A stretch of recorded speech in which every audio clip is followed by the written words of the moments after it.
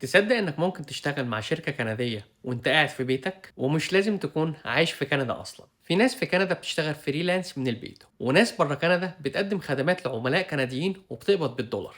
والأغرب إنك مش محتاج تبدأ بشركة كبيرة ولا مكتب ولا فريق كامل. في خدمات أصحاب البيزنس في كندا محتاجين حد يعملها لهم أونلاين، زي الفيرتشوال أسيستنت، مونتاج فيديوهات وريلز، ترجمة وكتابة محتوى، وإدارة المتاجر الإلكترونية. بس في مشكلة صغيرة، إن معرفة المجال لوحده مش كفاية. لازم تعرف تجيب العميل منين، وتكلمه إزاي، وتسعر خدمتك بكام، وتقبض منه إزاي بشكل صحيح. وعلشان كده أنا عملت فيديو كامل شرحت فيه الخريطة من أول خطوة لحد ما توصل لأول عميل. لو أنت في كندا أو حتى بره كندا، الموضوع يستاهل إنك تشوفه. ولو عاوزين تشوفوا الفيديو الكامل، انتوا عارفين تلاقوه فين.